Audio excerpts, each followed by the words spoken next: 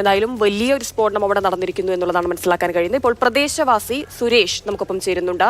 സുരേഷ്, പുലർച്ചെ 2 മണിയോടെ സ്ഫോടനം നടന്നു എന്നുള്ളതാണ് നമുക്ക് ലഭ്യമാകുന്ന വിവരം. എന്താണ് അവിടെ സംഭവിച്ചത്?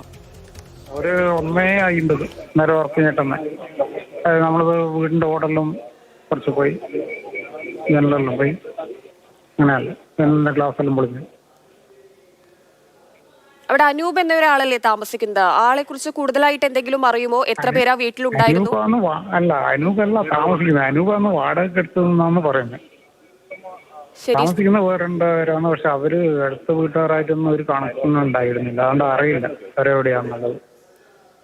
ശരി, അതൊരു കുടുംബമാണോ? ഈ 2 പേരെന്ന് പറയുമ്പോൾ എത്ര പ്രായമുള്ള ആളുകളാണ്? അവരുടെ പേര് വിവരങ്ങളും അങ്ങനെ എന്തെങ്കിലും അറിയുമോ? കുടുംബമാവാൻ സാധ്യതയില്ല. 2 ഫ്രണ്ട്സ് ടൈപ്പ് ആൾക്കാര്. അതായത് നമ്മളായിട്ടൊന്നും കണക്ഷനേ ഇല്ല. ഇങ്ങനെ അവര് വണ്ടിയിട്ട് അവിടെ കയറി പോകുന്ന കാണുന്നത് മാത്രമേ ഉള്ളൂ വീട്ടിലേക്ക് പോകുന്നു. എത്ര നാളായി അവരോട് താമസിക്കുന്നു? ഒരു 2 മാസമായി തോന്നുന്നു. 2 മാസത്തോളമായി. പക്ഷേ കൂടുതൽ സമീപവാസികളുമൊന്നുമായിട്ടും അധികം അടുപ്പം വെച്ച് പുലർത്തുന്ന ആളുകളല്ല അല്ലേ? ഇല്ല, സമീപവാസികളായിട്ട് ഒരു ഇതും ഇല്ല, ഒരു കണക്ഷനും ഇല്ല. തീർച്ചയായും. നിങ്ങൾ എങ്ങനെയാണ് ഈ സ്ഫോടനത്തിന്റെ വലിയ ശബ്ദം കേൾക്കുകയാണോ ചെയ്തത്? എന്താണ് അപ്പോൾ അവിടെ ഉണ്ടായത്?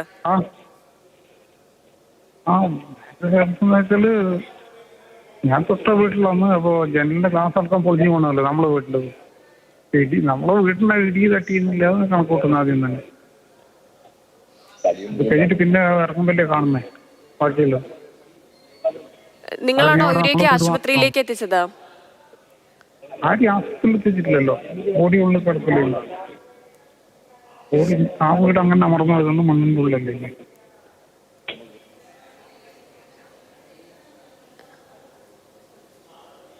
നിങ്ങൾ ഈ ഉഗ്രസ്ഫോടനത്തിന്റെ ശബ്ദം കേട്ട് അവിടെ എത്തുമ്പോൾ അവിടെ എന്തായിരുന്നു കണ്ടത്? അവിടെ നമ്മള് പോയില്ല, അതായത് വീട്ടിന്ന് നമ്മളെ ശബ്ദം കേട്ടിട്ട് നമ്മളെ വീട്ടിന് ഇടി തട്ടിന്നാ നമ്മള് കണക്കൂട്ടുന്നത്.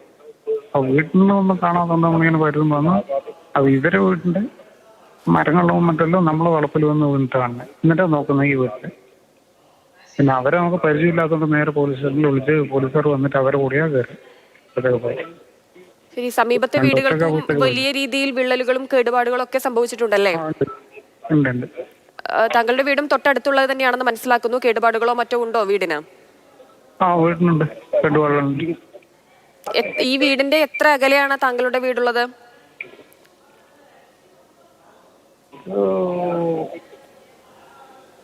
40 മീറ്റർ.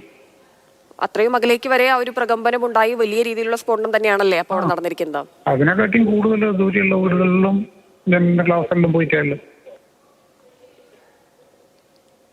ശരി, നിങ്ങളവിടെ ചെല്ലുമ്പോൾ ഈ മൃതദേഹ ഭാഗങ്ങൾ, ഈ ശരീരഭാഗങ്ങളൊക്കെ ഇങ്ങനെ ചിന്നിച്ചിതറി കിടക്കുന്നത് കണ്ടു എന്ന് പറഞ്ഞിരുന്നു. അപ്പോൾ ചില പ്രദേശവാസികളുടെ പ്രതികരണമായിരുന്നു അത്തരത്തിൽ ലഭിച്ചത്. അപ്പോൾ അങ്ങനെ എന്തെങ്കിലും കാഴ്ചകളോ മറ്റോ അവിടെ എത്തിയ സമയത്ത് കണ്ടിരുന്നോ? ബെഡിൽ കിടക്കുന്ന ആള് കണ്ണടക്കം വീണ് മൂടിയിട്ട് കാല് മാത്രമേ പുറത്തുണ്ടായുള്ളൂ. നമ്മള് പോകുന്നത് പോലീസുകാർ കൂടിയൊക്കെ ഫസ്റ്റിൽ. പിന്നെ ആരെയും കയറാൻ വിടുന്നില്ലല്ലോ നമുക്ക്. ഒരു സർവീസിന്റെ വരെയും എല്ലാവരും വിളിക്കുക. ശരി, പ്രദേശവാസിയായ സുരേഷ് എന്നയാളാണ് നമ്മളോട് പ്രതികരിച്ചത്. വളരെയധികം നന്ദി.